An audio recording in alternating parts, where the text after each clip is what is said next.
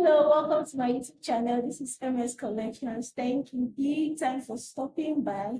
Okay, so we've had a lot of useless videos, and today I decided to do a talk, a very important one at that. Okay, I've heard a lot of people, especially new fashion designers, okay, they're kind of like expressing their confusion on how do I charge, how do I go about pricing, and I hope to address that in today's video. Okay, so if this is your first time stopping by, do well to subscribe to this channel, like this content, and share the video to as many as you know with me. Do not forget to turn on notification bell so you get notified when I drop new videos. Okay, so let's go right in. First thing, as a new beginner in fashion, if you are looking to, start out and, go about your pricing, one of the things I'll recommend first is to do a market survey. It's very, very important, especially as a new beginner, because the fashion industry is one that is highly competitive in most parts of this country. So it's advisable that you go around, take some time to do a market survey. And by that, I mean, find out from tailors that are around you, and just, find out how they charge, how different styles are charged, okay? And of course, you have to know what you can do, okay? So it's not just everybody, okay? Look out for designers that can do what you can do, or designers that you think you can meet up to their standard, okay?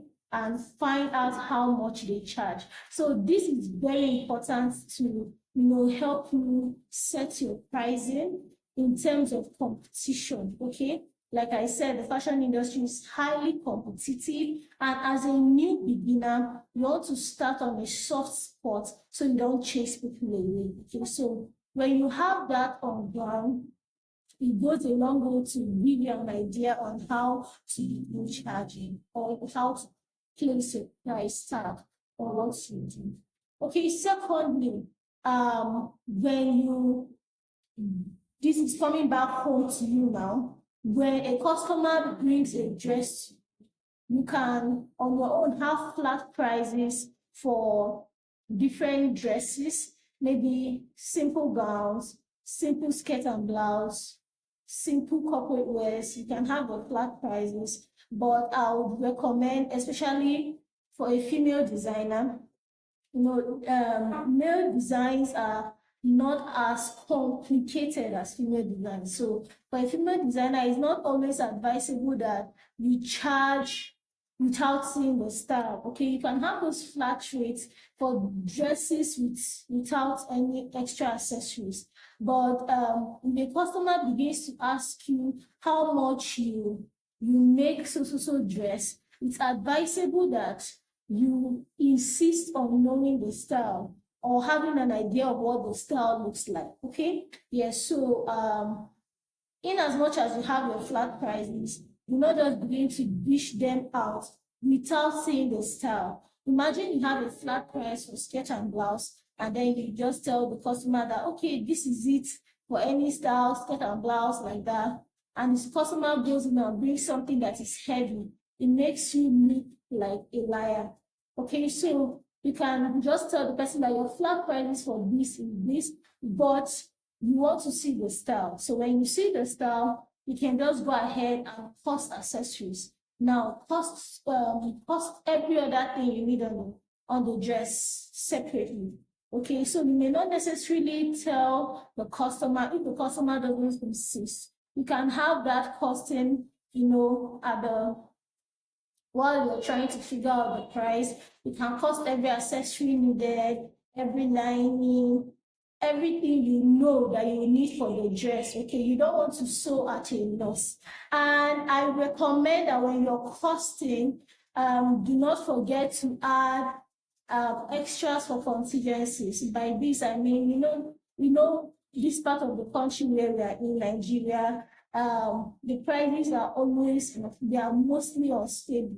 Okay, so if you know that this particular product in the market is 5,000, you don't want to cost exactly 5,000. You can just decide to make it 5,500 or whatever the case may be, but just something minimal, just in case the price fluctuates. Okay, so do that costing, have an idea of every item you need on the dress, and then go ahead and attach your workmanship to it based on your market survey, based on the time needed. It's very important to charge for your time. Okay, so not every style requires the same amount of time and effort.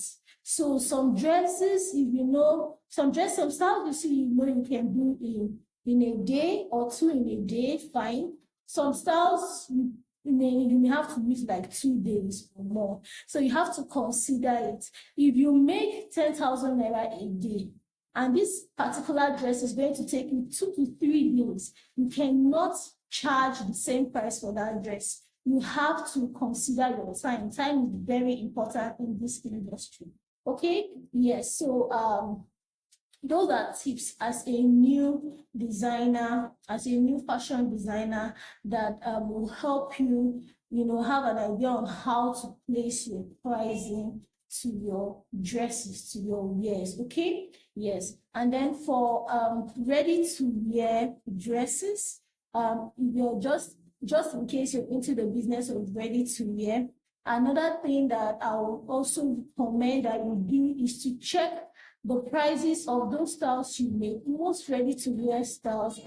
Yes, there are a lot of ready-to-wear styles online on different shopping platforms, and you can have an idea of those prices, just in case you're in ready-to-wear business and you're like, oh, you don't know how to go about this, you don't typically do the same kind of things, or you don't see people doing what you do around. You can go to different online platforms that sell ready-to-wear dresses. It gives you an idea of the prices that they place per wear. Okay, so you see the sample, you see the prices, and then just give you an idea to help you, have a balanced footing when you start as a fashion designer. Okay, so just in case you've come this far and this video is helpful, do not forget to subscribe, do not forget to like, and do not forget to turn on the notification bell so you get notified when I drop new content. Okay, yes. So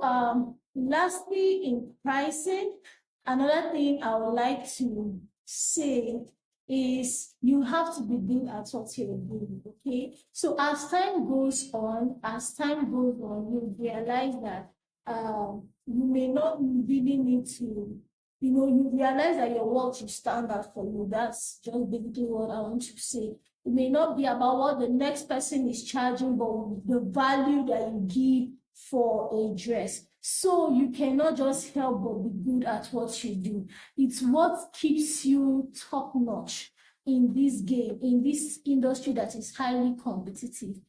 Okay, so as a fashion designer, when you started out, ensure that you keep yourself on regular assignment to deliver, to be good, to improve in what you do. I mean, you see a lot of funny videos on what I ordered versus what I bought. You don't want that to be your situation. I mean, if you satisfy a client and that client keeps coming back and keeps recommending, it gives you confidence to, step up even in your pricing. Because the truth is, where people get value, and, if people know that you can give them the value that they need, they wouldn't mind paying for it. Okay, so it's very important, if you're looking to step up your pricing, be good at what you do. It's very, very important. You don't want to deliver what will tarnish your brand, tarnish your image as a fashion designer. Okay, so with these tips, I hope that you are enlightened on where to start as a beginner, and just a word of encouragement. don't give up, okay? Sometimes it can be rough, sometimes it can be smooth, but whatever it is, learn from your mistakes, learn from the value of experience, and I can't wait to see you at the top. Thank you for watching. See you in my next tutorial, in my next video. Bye.